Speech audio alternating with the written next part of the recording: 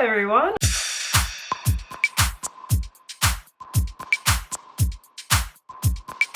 Welcome to part 2 of my Q&A travel questions. Yeah!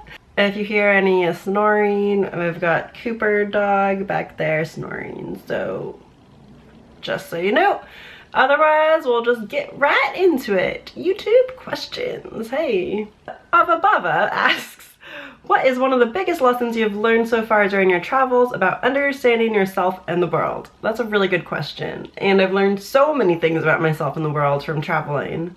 I guess I would say, like, probably one of the biggest things is that the world is good and people are good and I'm good. I definitely have struggled with self-esteem, and I think being out in the world, especially solo travel, really like forces you to like step it up, and like you have to like do everything for yourself, and like you really have to like, you learn so much about yourself. And I think I've learned that like I'm so capable and like I can do so much. That sounds so cheesy. But then yeah, and that people are just so good and so nice, and I've just encountered so many generous people. The media wants you to believe the world is a pretty horrible place, and there's a lot of horrible things going on. Don't get me wrong, there's tons of horrible things going on every single day. But the world is full of amazing people, and I feel like the bad things that are happening aren't, the majority of the people in the world aren't causing it. It's a select few groups of people who make things bad for a lot of people. But most of the people in the world are so good, and, you know, yeah. So that's one thing. Okay, let's move on to some questions I got on Instagram. KKHAN asks, what made you want to start a YouTube channel? Do you see yourself doing this for this foreseeable future, or stop when you get married and have kids? Well, okay. What made me want to start the YouTube channel is, well, a lot of different things. I feel like I could make a whole video about this. The short version, so when I was traveling a few years ago in Thailand, I really wanted to learn some of the like keywords and phrases, and I like looked up on YouTube, because I like to learn everything on YouTube, you know, basic Thai stuff, and the videos I found were like how to get a Thai girlfriend. I had this idea like, oh, wouldn't it be cool if there were videos that were just like aimed towards travelers and gave you really basic words and phrases. So that was my first idea, was to make videos like that. I also really enjoy packing videos, so I was like, maybe I should make videos like that. And my first idea actually, like, I've always been so awkward, like I hate being on camera, like I'm really awkward. And I've always been self-conscious of my voice. So I had this idea for these videos, but I was like, I don't want to be in them, I'll just produce them behind the scenes and I'll get other people to be in them. And I told some friends about it, and they were like, no, you have to be in them, like that's what will like keep them consistent, and like that's what people will like watch, you know, like.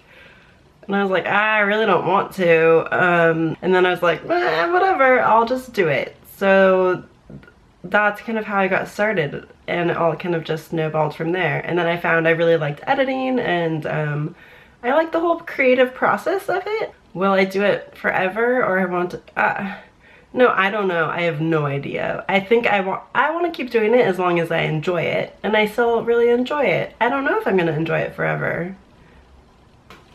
Who knows? Okay, Joltran commented, if you could travel with any celeb, who would you take and where would you go? Also, what's one place you'd go again just for the food?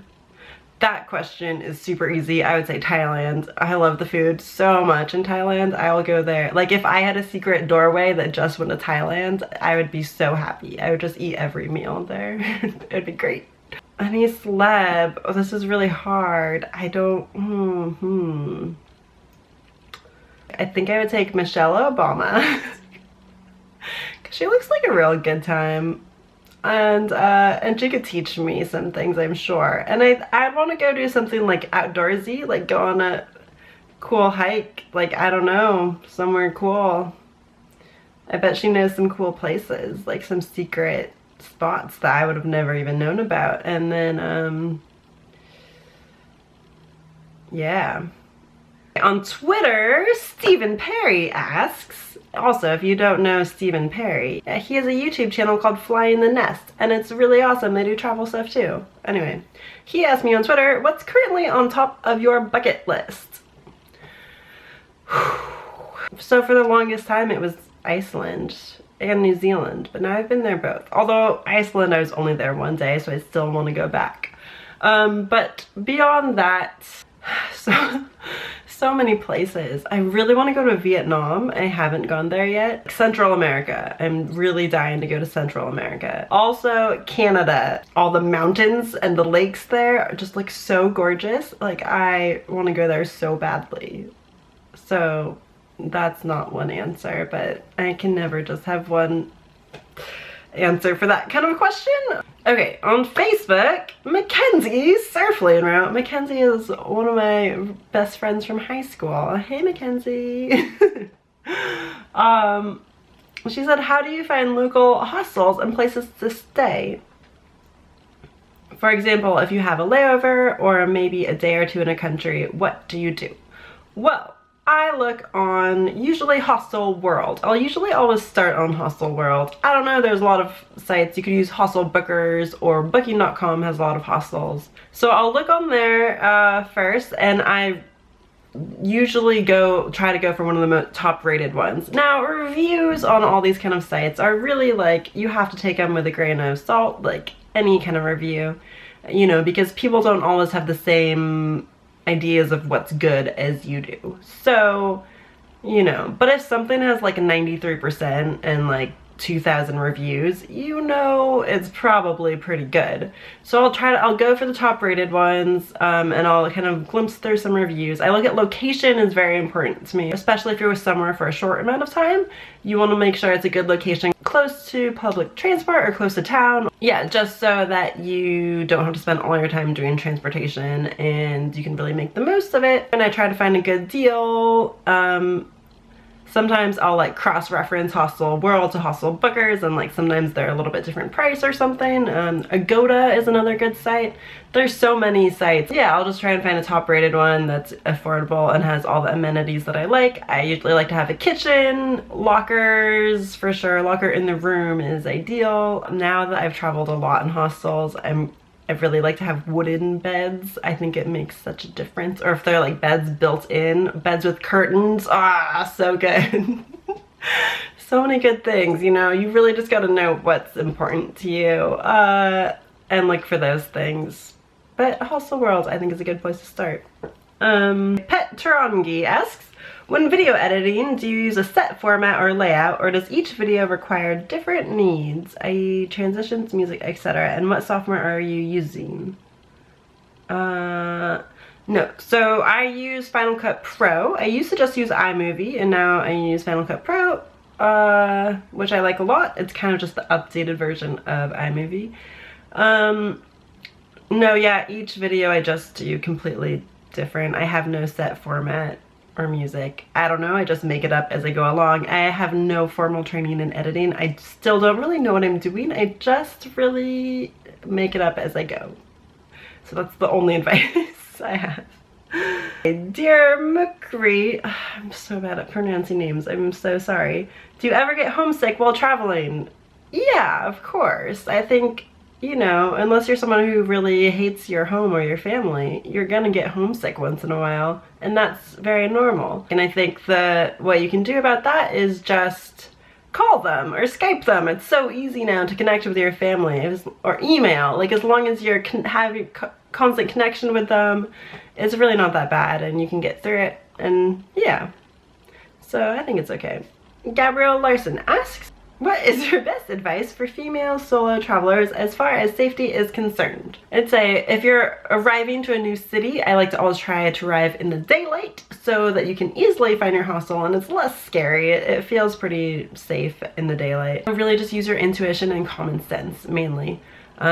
Look like you know what you're doing when you're walking around the streets. Don't look lost and confused.